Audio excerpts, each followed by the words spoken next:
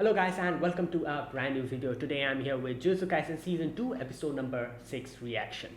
Right, the previous episode was the ending of the hidden inventory arc and we got to see the finale as to how everything ended. And yeah, it didn't end in a good way because by the end of it, Geto decides to, switch teams because obviously he saw what happened. Like it's crazy to see how he was the person who talked about, maintaining the rules and everything and how to and that was probably because he was that much of a protector of the rules. He really wanted to go through the proper way and protect everyone. The shock and the betrayal came and hit him hard, where he realized that all these people, these normal people, they're the reasons why we suffer. So why not just make a world where they don't exist? So that is how it literally ended. And in the end, he decides to switch. And yeah, in the end, we get to see Geto and Gojo kind of talk. And Gojo wasn't able to stop him. He leaves. And yeah. And then also, I reacted to Jujutsu Kaisen Zero.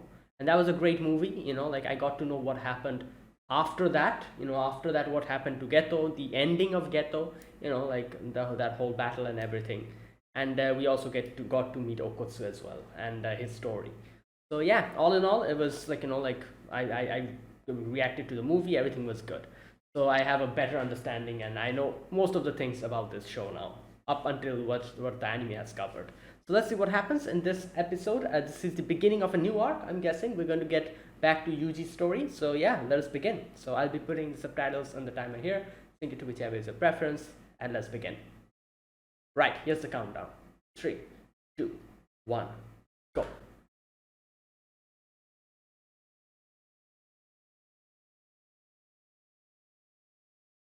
Okay.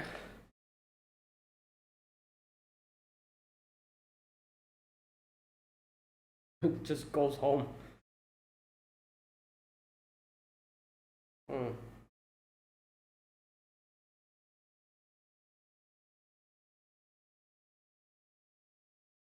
Wow.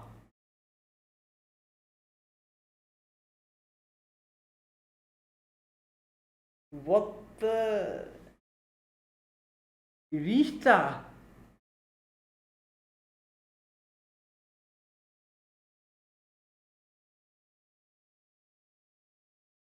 Yeah.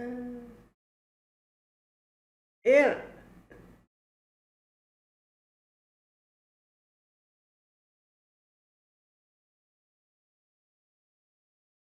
What? Yeah. No, you're an earthworm. Kevin. Oh. Hey yo, what? What's going on here?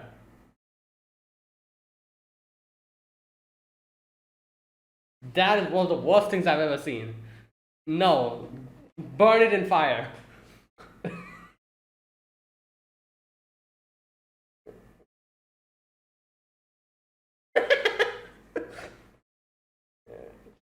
Yo. Yeah.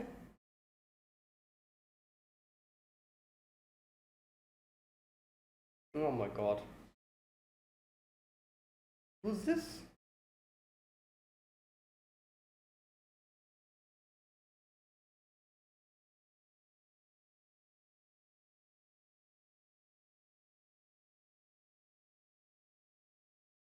Oh yeah, they decided to promote them. And salary.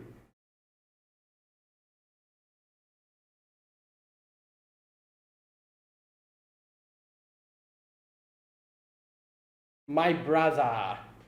Hmm.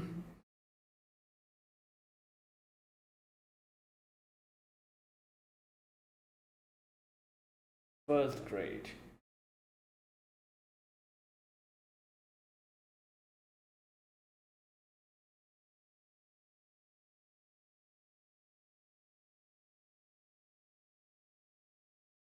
What?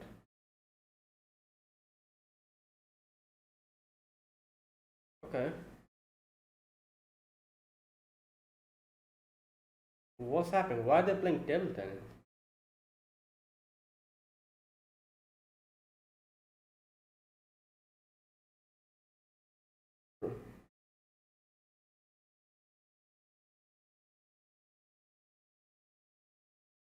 Hmm.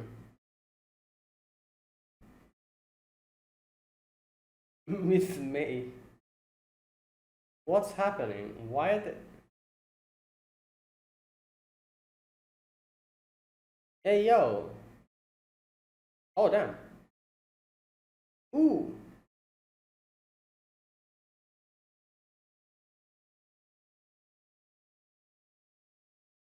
Wow. Oh, is that why he wants to make him?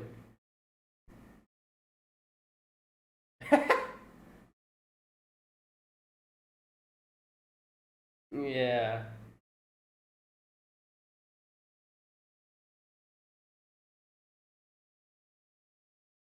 Really? Okay. Destiny. Oh my god. Yeah. Wow, that's amazing. Yeah. Bye bye. No destiny, no gravity, nothing. Nothing's gonna work here. What is. What?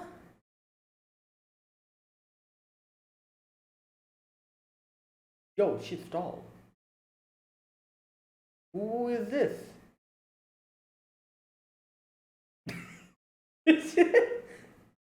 Wait.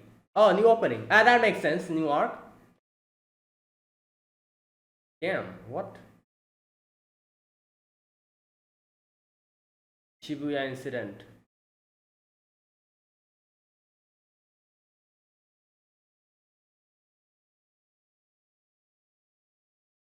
Okay.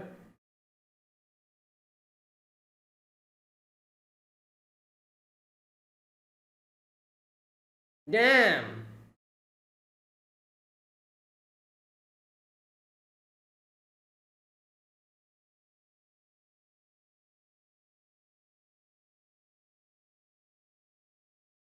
Ooh. Oh boy. Wait, King New. I feel like I've. Oh, the same person who sung the Jujutsu Kaisen movie song.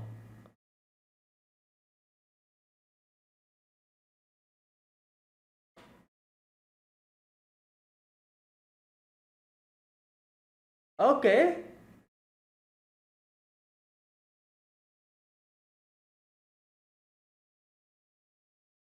Oh, that was cool. Alright, this was a different type of an opening. Kind of dark and a little bit of, Alright. Okay, what's happening here? What? 6 months? What? I don't think that's the only combined stress of moving.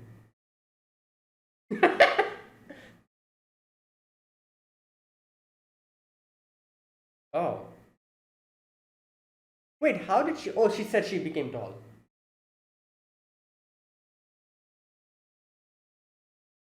And now he's in Tokyo.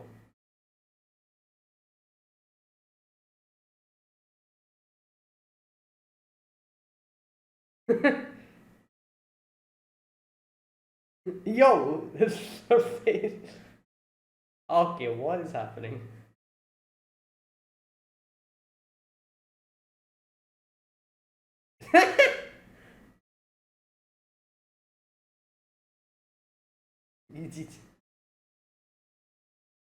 Yeah, I guess.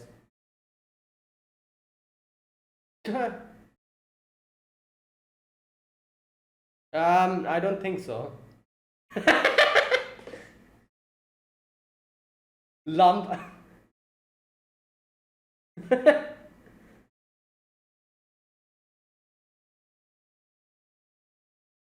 No. He's pissed.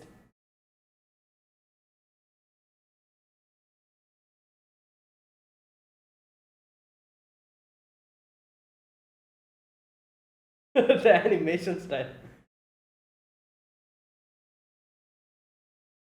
Well, because yeah, not only that. Oh, wow. Because well, yeah, I guess.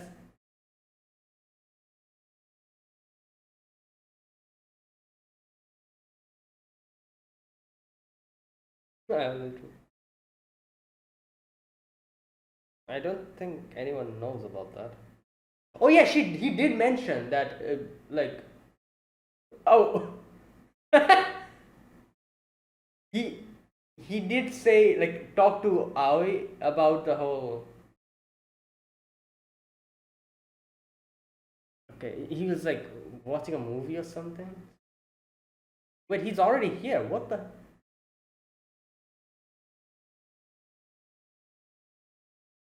Okay, he won't be able to recognize her. Oh no, maybe he'll recognize or something. That'll be funny.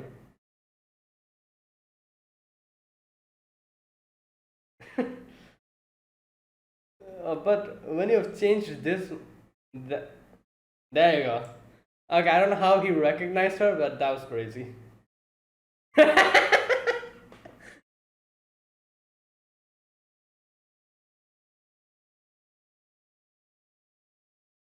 Okay, so flashback.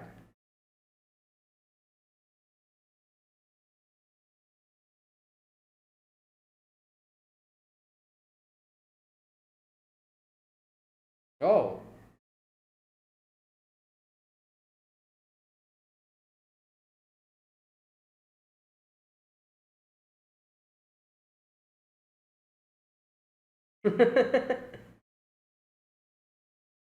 Wow.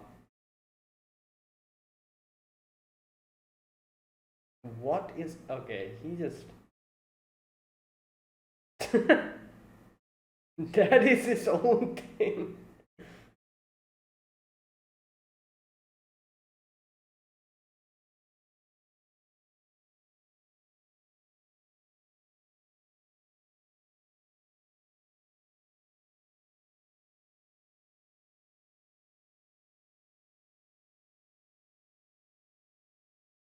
I don't have.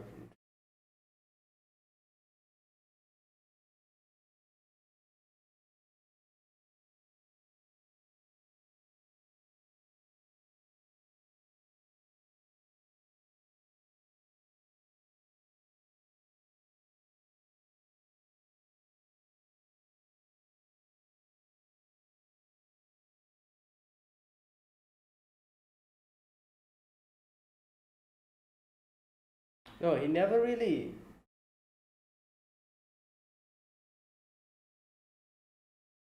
Yeah, like he never really cared about that, as you could see. So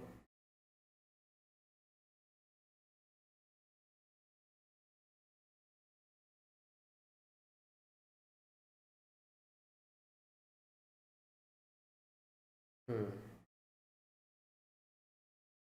why are they suddenly showing this character? Is something going to happen to her or something? Like, is she going to get involved in a curse or something? Because that's what happens in this show. The whole Yuichi situation.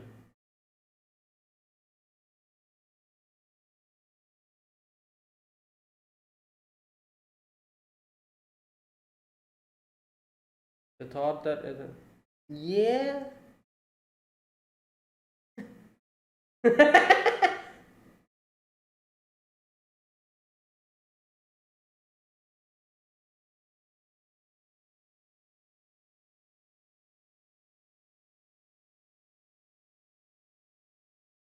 Yeah,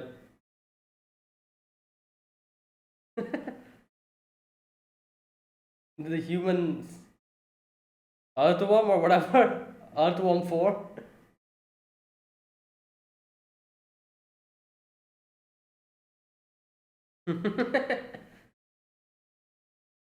That's how it is. Okay.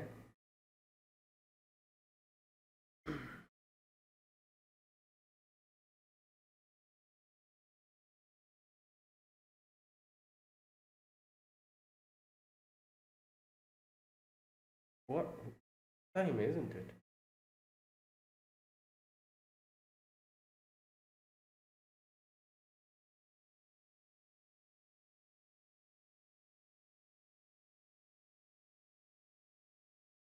I want to leave the investigation of Kyoto to you.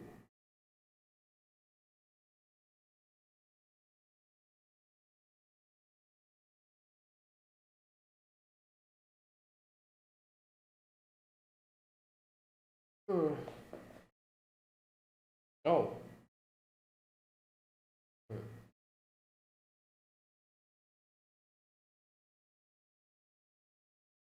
Okay.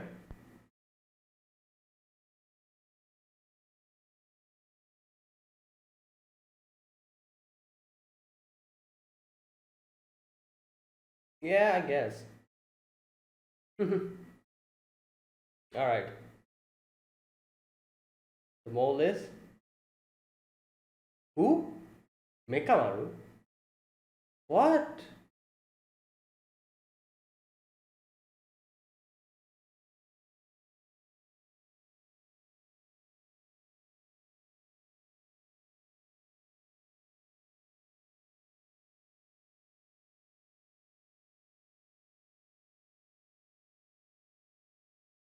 Okay.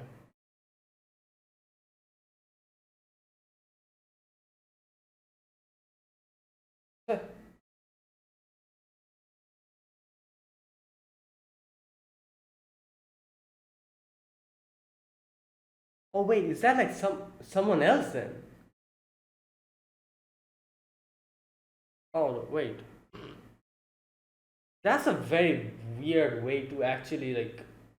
I guess there's no other way, but like process of elimination. That's how you figure out who's the mole. Okay. Hmm. You could do the work of.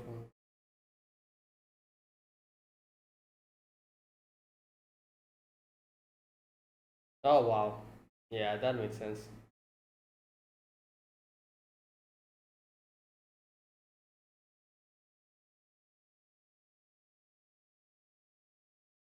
Oh, is he really the mole? Okay, I still wasn't like I was like half believing, half skeptical about it, but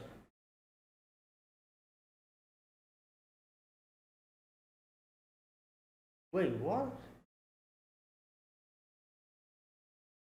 Wait, then that was some.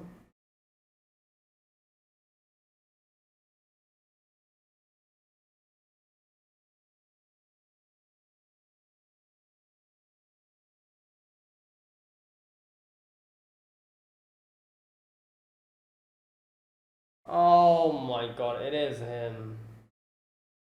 Ugh. Wow. Like we got like this whole Panda versus that episode. Like we sympathized with him so much, and now this in exchange. Oh god.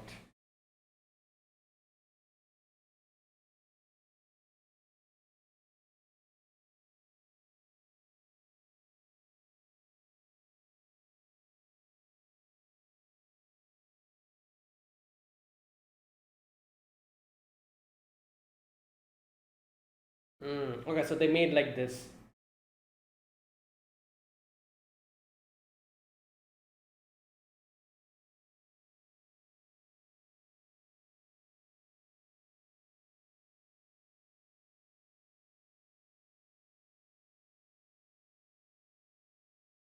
Yeah, true.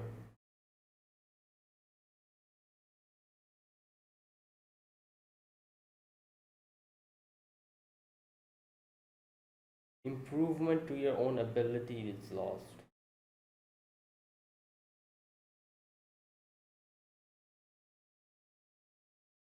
Yeah.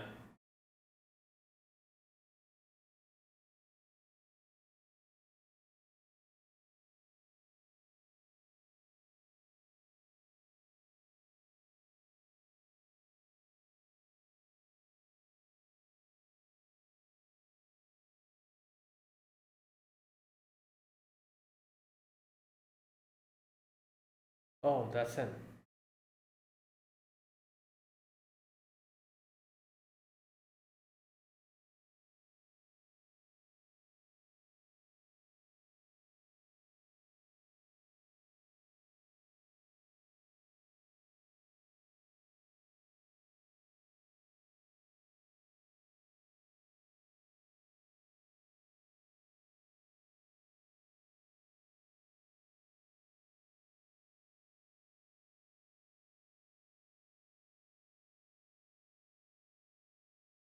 Right.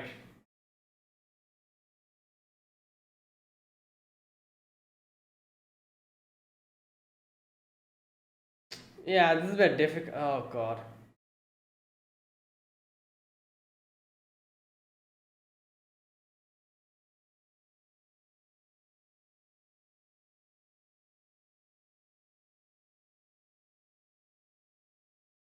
Like I don't understand how will Mekamaru get out of this. Like they literally said that we make you, we give you your body and then we kill you.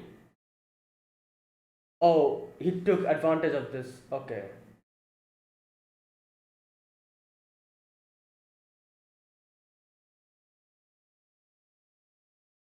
Whoa!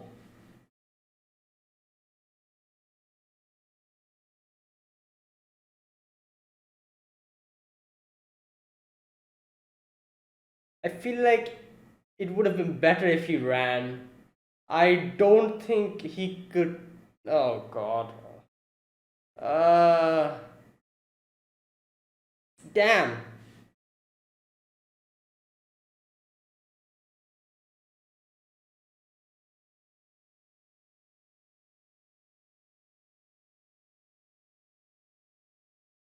Yeah, that's true.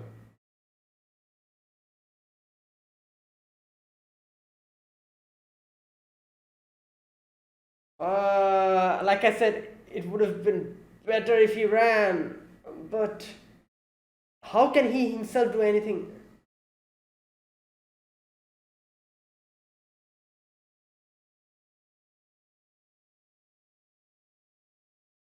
Okay. Okay, yeah, that's what he's planning. But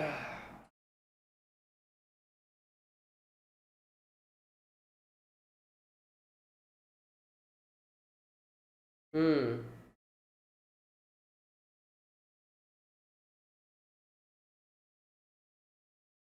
Yeah.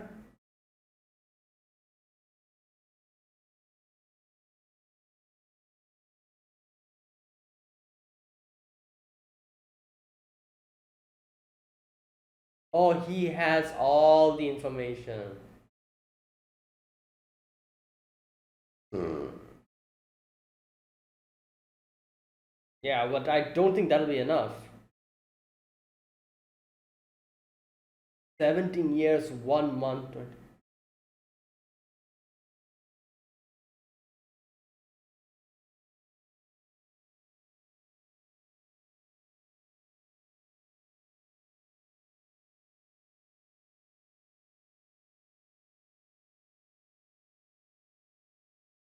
Whoa, that's it. Oh, I guess we did have the first beginning section. Oh boy.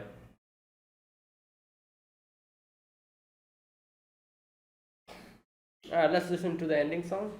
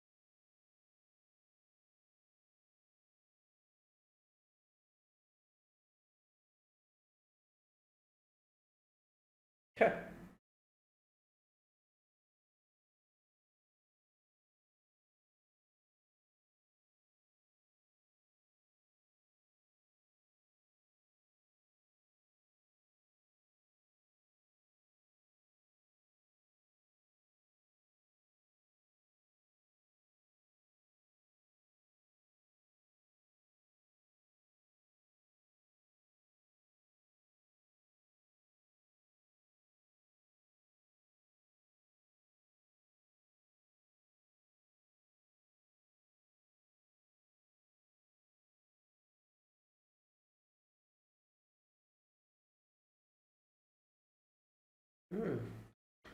Okay, that's it. Right, there you go. That was the this episode, episode 6. Okay, interesting way it begins. First of all, we get to see a little bit of Yuji's, like, or we get to like know a little bit of Yuji's past and like when he before he became a sorcerer, his school life and everything. And we meet a person from his school who has a little who likes Yuji. Okay, so okay, all right, let's talk about it. First of all, we begin with the three of them, like like just going, and Fushiguro goes home first. Before the and then after that, Yuji and Nobara they were like going, and Yuji said, "Oh, wanna watch a movie? Human Earthworm 4." and and he starts talking about the plot, and he's like, "Ah, you don't need to watch 1, 2, 3, 4 is a good starting point." It's a good starting point, and he gives like a plot about what a mad scientist, like like does something changes like a person into like a human earthworm, and that earthworm runs away. And then he meets this girl who has gone on a little vacation with her friends or whatever, and the girl was like a, what did he say? The, wait a minute. One of the people in the group is a kind woman who is an animal rights proponent. Yeah. And because of that, like both of them starts liking each other, and then the other the others come and they start like hitting the earthworm. The earthworm dies, and apparently the earthworm had little kids. And then they start, okay, like, all right, weird ass plot. And Nobara's like, what is this? I don't want to do anything with this thing. So no, I don't care. I'm leaving. And she says like, I think she says something like she's going shopping or something. Yeah, and you just like, all right, I'm going to watch the movie. And while this is happening, this girl sees Yuji, and she obviously she gets surprised seeing him. Now, while this was happening, we get to see Mei and Todo uh, tell that like kind of recommend these people, like all the like all the students, like Maki, Panda, everyone, like to be a first grade sorcerer. And so okay, I'm going to read this part. I think they mentioned this in the first season. I don't remember it properly. So I'm just going to read it again. They recommend them to be the first grade sorcerer, and after that, they say those who are recommended by at least 2 first grades must carry out missions under an active first grade or first grade equivalent sorcerer. Then, if they are deemed fit, they will be promoted to semi first grade and proceed to be assigned first grade missions of their own. Following the missions results of the mission, they will either will or won't officially become first grade sorcerers. Okay, um, right. So that is the plan, and the main plan reason why Todo recommended Yuji is because he's thinking that, oh, my brother will be recommended to me because I'm the one who recommended him. So like he'll pair up with me, and then we'll move towards our bright future. And then they start playing table tennis or whatever, and then May's like, Todo, I feel like you have a little bit of a misunderstanding here. You will not be assigned to Yuji. And he's like, I have full faith. No, I'm like, it's destiny. Just like how an apple falls down from a tree, just like that, this is also destiny. It's so funny when he says, like, like, where's that part? He says, like, just a minute. I'm certain of this. It's as certain as apples falling from a tree. The two of us are drawn together. Um, yes, this is truly destiny. Oh god. I love how he says that it's just like how apple falls down from a tree. But that is actually gravity. That's not destiny. So anyways, Meme is like, yeah, like I understand your enthusiasm, but unfortunately you won't be assigned to him because there is a rule that whoever recommends the people, like the students, they won't be assigned to that particular student. And you see the Templeton's ball go, and his face is like from such a happy face to when the Templeton ball goes away, his face is like depressed. That was funny. And yeah, and then Meme is like, that means that me and you, in no way, both of us, will in any way be assigned to Yuji's group. So yeah, there you go. So yeah, and Todo realized that his whole plan is a failure. Okay, so right now after that, we get to see Nobara is being followed by this girl who kind of was looking at Yuji, and she's like, "Oh, girl, do you have a bit of time? I want to speak to you." So yeah, okay, what's her name? Just a minute. Wait. What's her name?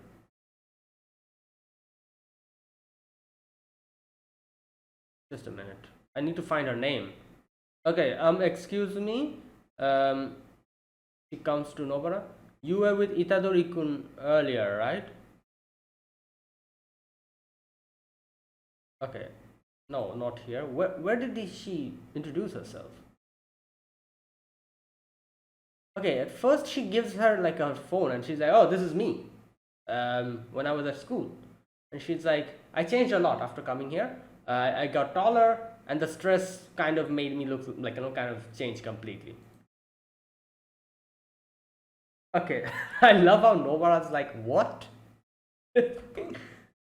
Okay, Sato. No, wait, no, never mind. That's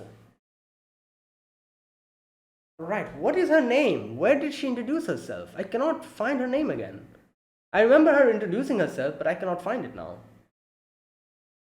Right. Anyway, so she says like, I like like I wanted to ask for his phone number, but he left.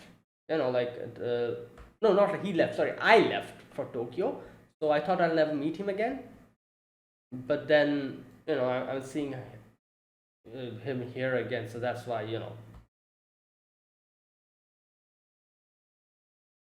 Right. So Nobara's like, wait. So you mean that? And she's like, yeah, exactly that.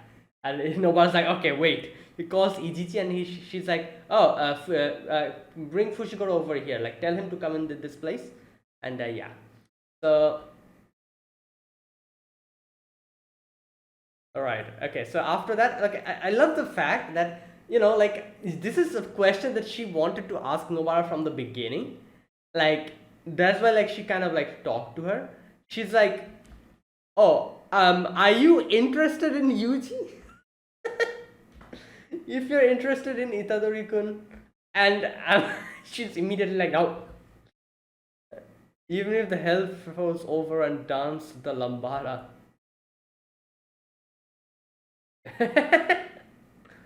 Yeah. Okay. After that, in comes Fushiguro. So Fushiguro at first is pretty annoyed. He's like, "Why have you called me here?" And then when he realizes what's going on, he's like, "All right." He's kind of interested, and they ask him like, "Is there anyone who is interested in? Is anyone that he's kind of dating? Is anything like that going on?" And he's like, "I doubt that's the case because first of all, he came here, so like without in a moment's notice. So I doubt that's the case. Also." He has pin-up models posters in his bedroom. I don't think his the person he'll be dating would like that. So I don't think he's someone who is dating him. Right. Okay. So after that, they're like, "Oh, is there anyone who Yuji told you that he likes?" And he says like, "Oh, he mentioned he likes tall girls." And they're like, "Oh, perfect." All right. So then Nobara's like, "Let me call Yuji now." Okay, I remember like him telling Todo like about his preference. You remember? I don't exactly remember what he said, but he said something like I like big girls or something like that. He said, like I don't remember. I think it's something like that. And Todo was like, yeah, as expected of my brother. Yeah. Right. Anyways, so yeah, you just called to the restaurant. Yuji comes in. Okay. Now here's the thing. Nobara's like, wait a minute. I didn't tell Yuji that this girl is here. Wait. Okay. I think here we get to know her name. What? Wait a minute. Oh shoot. Um, Yuko. There you go. That's her name. Yeah. So he's like, Nobara's like, oh, I haven't told Itadori about Yuko. And he's like, she's thinking that, oh, if Yuji looks at her and says, like, who are you? That'll be kind of, a little bit hurtful because she'll get hurt. Because, yeah, you know. And Nobara realizes that, yeah, like the fact that she changed so much, she's probable that Yuji won't recognize her. Now, no, I feel like I doubt she would have gotten her. She probably would have been you know what? I'm thinking. I doubt she would have been hurt if Yuji didn't recognize her. Because, first of all, she changed immensely. And one thing we could say here is that she's proud of what she has become. So if Yuji is not able to recognize her, she probably would be, I don't know, like, yeah, she definitely will be a little bit sad, I guess, because there was supposed to be friends. However, she at the same time she will also be like, oh, okay, so I have changed now. I can, like, talk, because we saw she had like a complex before. That's why she didn't want to like talk to Yuji or like introduce herself, or also the fact that she knew that she's going to leave. So because of all that reason, she never like really took that step. And now she even said here that, oh, now the way I am, maybe I can do something. So that kind of shows that she's way more confident, and she's way more like like happy in like like the way she is now. So I doubt she would have been you know as sad as Nobara thinks if Yuji didn't recognize her. But Yuji still recognized her. That made her, that definitely made her happy, because that kind of shows that Yuji didn't really like really looked at her or something like that. Right. Either way, because the thing is like just her other yeah, I guess you could see if you really look closely, you could see there is a little bit of like resemblance in her facial structure, and I don't know, maybe her eye positioning or something. The other the picture where she was in their place, and now that she's in Tokyo, both both of them, the resemblance, there is a very small resemblance, but in no way like can you like if Yuji wasn't able to recognize her, yeah, it would have been like it's difficult to recognize someone who has changed that much. First of all, she's extremely tall now. Like her growth spurt hit her so hard that she like grew like at least, I don't know, like at least like how much, like at least 2 feet probably, you know. And yeah, obviously she slimmed down a lot. Her hair color also, I think she's dyeing her hair or something, I don't know. So yeah, in no way, like I doubt anyone, it's possible for anyone to recognize someone who's changed that much, but Yuji still was able to. And okay, so this part was funny when Yuji's like, oh, it's you, Yuko, and they're like putting out like the number 10, the mark sheet or whatever. Okay, so here Yuko kind of remembers the past where Yuko was like walking outside the classroom, and Yuji and his friends were talking, and I'm guessing she liked Yuji from, because like if since she was interested in Yuji, that's why she stopped here. Otherwise, she wouldn't have stopped. She was be on her way. So the fact that she stopped kind of shows that she liked Yuji even before this happened. So from the beginning, she liked Yuji. So she stops here and she listens to Yuji speak, and his friends were like, "Oh, which girl do you like?" And Yuji's like, yeah, none of them. I don't really care." And they're like, "Ah, if you have to pick," and he's like, "Okay, then Ozawa." And obviously she's surprised. She's like, "What?" And everyone's like, "What? Oh no way, man! She's fat." And then Yuji's like, "I guess," but the way she eats and her handwriting and stuff are really pretty. Okay, so and then Yuji starts talking about fish or whatever. Okay, so Yuko goes away. Right. Okay, wait a minute. So Yuko goes to her locker and she says like it's easier for girls to get fat. I started off fat, um, and then she sees Yuji and her friends go. Okay, so but even I don't have interest in choosing someone who won't choose me. Wait a minute. Whose shoe is this on top of the locker? What the hell? Who keeps their shoes over there on the top? What? I just realized. What the hell? Okay. So, yeah, she says I have no plans on choosing someone who won't choose me. She goes in a different direction as Yuji.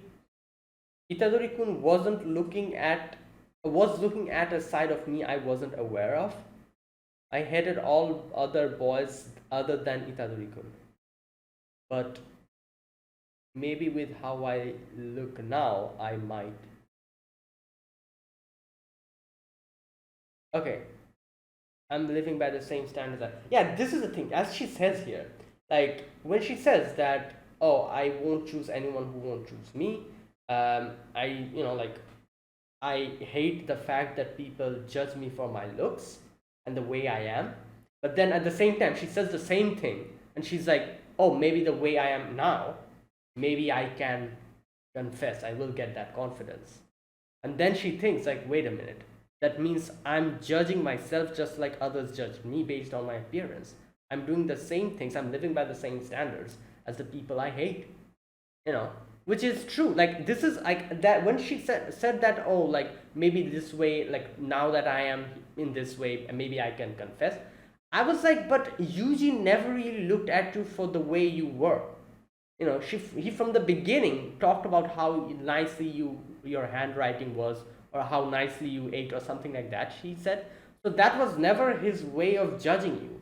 So why are you saying that the way I am now, maybe I can? Because it makes no sense. Yuji never judged you for how you looked or how you were. So why are you thinking that now that you have changed, the outcome might change? If you confessed before, whatever outcome would have happened, would the same outcome would happen now, isn't it? That's the thing.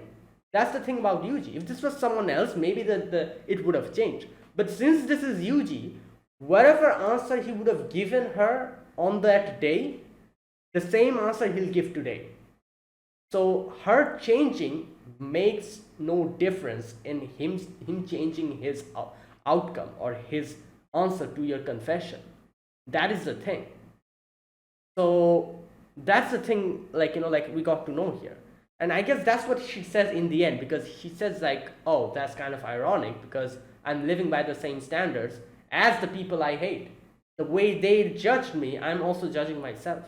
That's why I'm thinking maybe now that I've changed, if I confess, maybe it'll work. But it won't, because Yuji was never like that. If it would work before, it'll work now.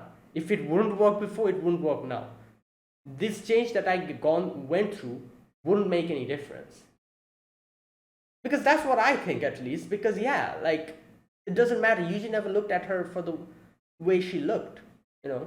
So how will his opinion change? Because the way he looked at her before, the same way he looks at her now. So whatever answer he would have given her before, the same answer he'll give her now. Anyways, so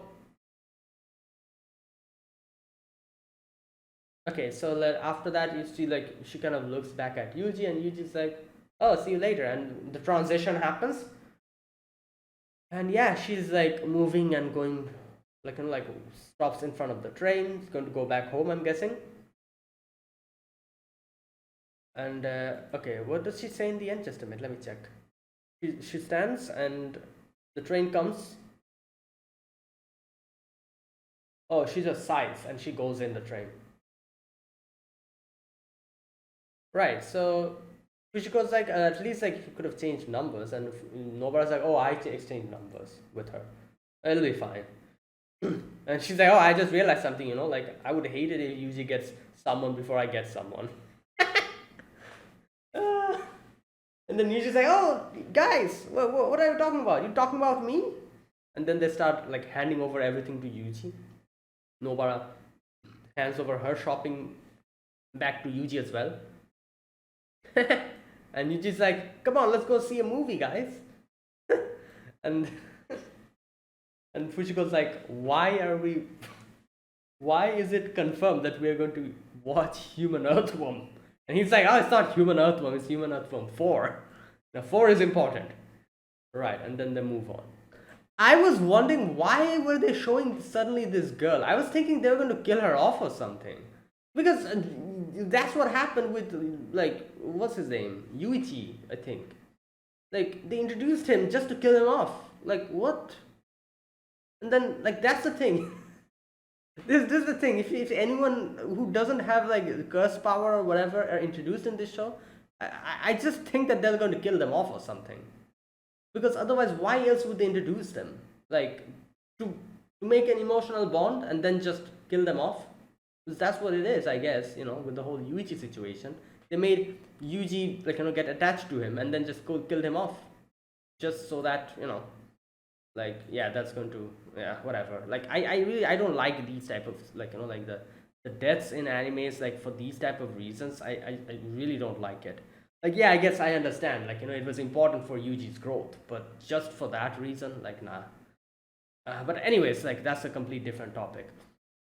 So that's what I was thinking. The same thing is going to happen here. I was like, why are we suddenly getting to see a random passerby? Not a passerby. She was like she knew Yuji as friends. That's why I was thinking. Why were we suddenly getting to see her? Are they going to kill her off or something? Like when the train came in, I was like, oh no, something's going to happen. Maybe something in the train is going to go wrong or something, and she'll die or something, and But I guess nothing happened. That's good, I guess. But yeah, right.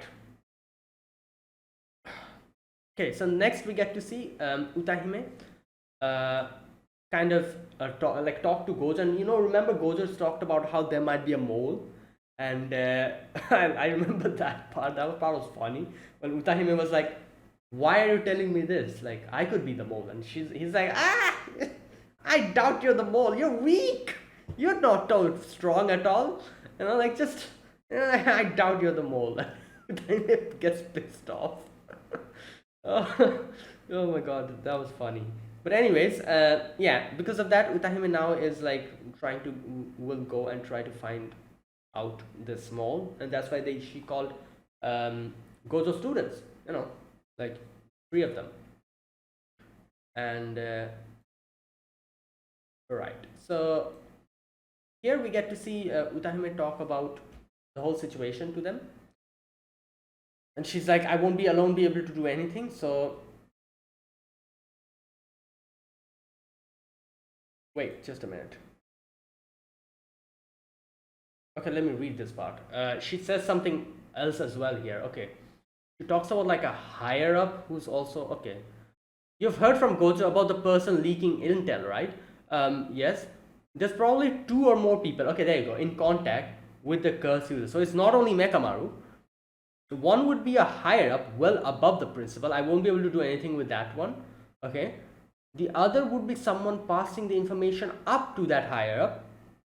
Yeah. The one is our current target. And there's only one suspect at the point, so we'll capture and interrogate them. Yeah, and Nobara's like, and who's it from Kyoto? And Yuji's like, wait, really? And she's like, yeah, that's why she asked us, the Tokyo group, to get them, And no, Yuji's like, oh, you're quite smart, Nobara. Right, so the mole is Mekamaru. Now here we go. Miwa comes in, I think that's her name. And Mekamaru's like, oh, I'm going to go to sleep, and Miwa's like, like poking him, and she's like, I wonder where Mekamaru's original body is.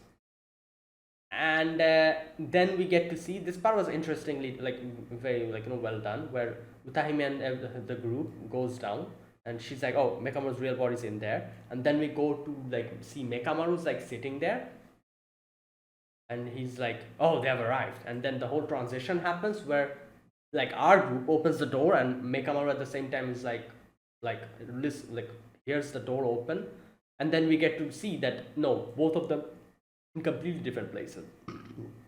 Mekamaru somewhere completely different, while Utahime and them open the door to empty room. So this was the whole thing. The information that was fed, like that was with them was false. They knew that Mekamaru was in here, you know, and that's what they knew from the beginning. But now we can see she wasn't here. Mekamaru's over there, and Mahito and Geto is there. Now here we go. Now you know what, I was up until the end before they opened the door. I was like, okay, in no way is Mekamaru the mole, because like I feel like that episode where we got to see him versus Panda showed a lot of him, and showed his motivations, showed everything, showed like his emotions, like it really like delved deep into his whole situation, and like made us sympathize with him. And that's why I was thinking, like, how can they make someone like that the mole after all that we went through with him? And that's why up until the end I was like, okay, I in no way is it Mekamaru. I don't believe it. Like, why would they do that then? But here we can see, after it's like confirmed that it's Mekamaru, I was baffled. I was like, what then? Really? Like, this is what's going on? But then I little by little realized that this isn't as it looks like. Like, yeah, he was the mole, but his plans are different. You know, he's more like a double crosser. Like, he wanted to like kind of like get his whole situation sorted out, and then would try to like bite them, like that kind of thing. That was his plan, you know, because they made a contract, and unless and until the contract is fulfilled, that is, he gets his body back, you know, they cannot do anything to him. So as soon as the contract is fulfilled, then he'll try to get back to them. He knows that he cannot get back to them normally because they're strong, so he wants to contact Gojo and get under his protection, and he's going to do that, you know, like within this small amount of time, and in this small amount of time they'll try to kill him, you know, like that was the whole plan that he had, which makes sense, you know. Like I said, it's not really like that simple. It's not that, oh, he's betrayed us. Yeah, he has betrayed us, but his betrayal wasn't really like, I guess it was a betrayal, but at the same time he had a different plan alongside that betrayal, which would make it so that, you know, like we'll be able to get Geto and Mahito. Like, that was his plan. So right, so here we get to see Mahito and you know, like them come in. Okay, now so the way he's been feeding information, we got to know, I think Utahime herself kind of tells that not only using you know, his mecha body, it's not only a big one, it can be very small, you might not even see it.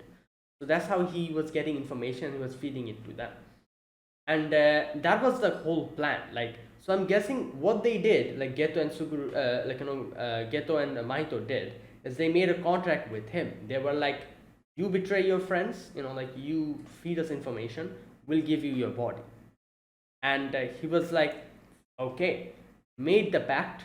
And obviously both of the groups know that if the pact is like broken, they'll get like, you know, like feedback, immense feedback. You know, nobody knows what's going to happen, so they cannot just do that. So this is a literal actual contract. Unless and until the contract is completed, no one will be able to harm the other person. So that is why Mekamaru's safety was guaranteed, you know. So he starts doing it. He feeds them information, and now his part of the bargain is over. So he's like, give me a new body, and Mahito has to like fulfill it now. Mahito did say like, oh, why don't we just kill him? And Suguru's like, no, we cannot do that. because we have the contract. So yeah, he has to give him the body. And that's why he says, like, after giving him the body, we'll just kill him because we don't need him. Because after giving him the body, the contract will be completed. And now he can kill them because, there won't be any feedback. That was the plan. Okay. You cannot do that yet, Mahito. He agreed to cooperate with us and provide us information. In exchange, we agreed to use your idol transfiguration to fix his body. That's the pact we forged. There you go, the pact. Killing him comes after fixing him. And obviously Mekamaru knows that very much well. Mekamaru knows that, yeah, as soon as he gives me the body, the contract will be completed. So immediately they can just kill me. So that's why he had a plan. And that is why I was so skeptical about this whole plan. I was like, what is he even planning? Yeah, that's what they're going to do. They're going to fix you and then kill you immediately. Like, they're going to give you your body and just shoot you with the other hand. That's literally what they're going to do. And I was like, what type of plan does he have? Like, what is he even going to do in this small amount of time that he gets? So, okay, we do get to see what he does after that. So, first of all, he kind of makes Mahito a little bit agitated. He's like, you scumbags, like, quickly come and just make me, give me the body. And Mahito's like, I'm going to kill you. And Sugura's like, no, we cannot do that. The fast aspect of that is the uncertain nature of the penalty. So in no way can we go against the pact. So yeah, fix him first, then we'll do it. So Mahito's like, alright, fine, whatever. And he goes and he fixes him, gives him the body, the idol transfiguration. And yeah, he gets up and he's looking at his hands and everything, and he's like, yeah, everything is perfect. And now the whole plan begins. And Mahito's like, shall we get started? And he's like, alright, sure. And now he had a few of the puppets ready. He brings them up, the mechas, and they start kind of taking a little bit of, gaining a little bit of time, distracting them and attacking them. So Mahito starts fighting them and easily destroys them, and then Mahito realizes that he has ran away using that opportunity. And Mahito's like, he ran away. And he's like, alright, you know what? He probably, it's not that he needs to kill us, so I guess that's why he ran away.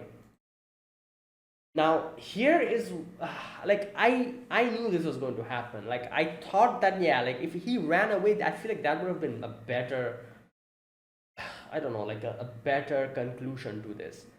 But he decided to kind of stay his ground and kind of preoccupy them over here, and at the same time somehow gain Gojo's attention so that he can come. He's trying to, I understand what he's trying to do.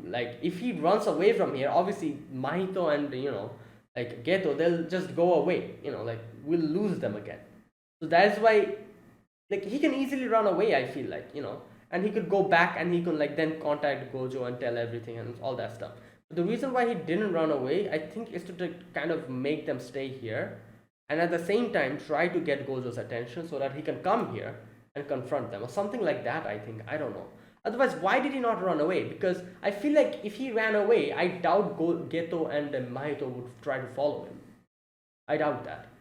Or maybe they would, I don't know. No, but they don't need to follow him. Just like how Mahito says, he doesn't need to kill us. He doesn't need to kill, Mahito doesn't need to kill them, kill Mekamaru. So I feel like they probably would have just left and gone on their own ways. So then why did he not do that? Surely because he's trying to stop them, I think, and kind of preoccupy them here, and within that small amount of time gain Gojo's attention so that Gojo can come and take care of this situation and take him under his protection. It's a risky move, but it's the most effective one, I guess. Otherwise, I don't see, because you know what? Yeah, that's literally what he's trying to do. Because you remember there's a scene where we get to see him kind of thinking about Miwa. Miwa's face kind of flashes in his eyes. So to protect her and obviously his friends, he decides to do that because this is one chance that he cannot let go. He has Mahito and Geto in front of him. If he runs away, they'll also go away. He'll lose them. So he's trying to take this opportunity to try to stop them and get Gojo's attention here so that Gojo can come and do something about them. And all this for his friends and, like, obviously Miwa as well.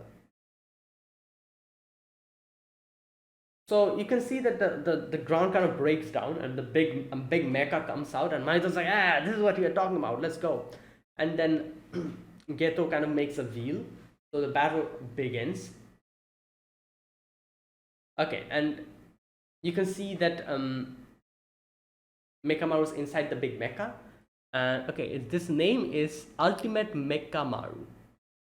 I think it can set. There's like some numbers here, 1756.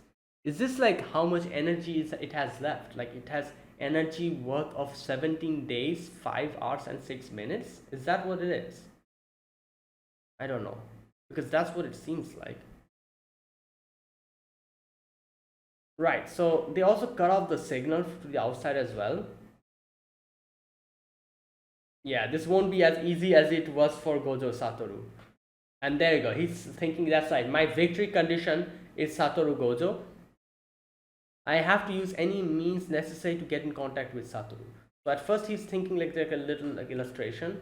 He's thinking about phone, email or call, or Mahito and Geto is there, and somehow he's going to get Gojo here so that they can fight together, or he's going to use his other body to contact Miwa. I think that's what I have to use any means necessary to get in contact and tell him about the Shibuya plot. Yeah, then I'll have him protect me. However, if I'm to focus on Geto, the one who lowered this wheel, Mahito is too dangerous to ignore. I have to exercise him first. And it's a disadvantageous situation, but he's like, but I have a chance to win. And he says that all these time that he's been feeding information, he's also been gaining information and storing energy. So yeah, he knows a lot of things about them. I've seen it all. I have all the time I was bound. So yeah, that's what I think. It's like 17 days, 5 hours and 6 minutes worth of energy. All the cursed energy I gained from that time, I won't hold anything back. And yeah, Miwa's face pops up. 17. Okay. Right, 17 years, not 17 days. Oh, okay. Wow. Right. 17 years, 1 month and 29 days. So he used 1 year worth of charge. It changed from 17 to 16 years. Charge 1 year, burn him Mekamaru. So yeah, the big Mekamaru shoots, and Mahito's a little bit bewildered looking at this. And that's where it ended. Yeah, I don't think this is going to happen. Like, I don't know what's going to happen to Mekamaru, but this is a very risky gamble he's taking. And I don't think this gamble will be... but, let's see how it goes. But yeah, there you go. That was the beginning, and yeah, we'll see how this moves forward. And I don't know how he's going to come in contact with Gojo. How is he going to contact him? Like as he says, like you cannot contact someone outside because of the wheel. So how? Okay, you know what? Let's wait for the next episode. So that is it. That was my reaction to episode number 6 of Jujutsu Kaisen Season 2. If you guys enjoyed this video, be sure to press the like button. Subscribe if you're new to the channel or you haven't subscribed. Comment down below anything you want to say, anything you want to let me know. I'll check them out. And yeah, that is it. Thank you for watching, guys. I'll see you guys next week with another episode of Jujutsu Kaisen. Until then, goodbye and have a nice day.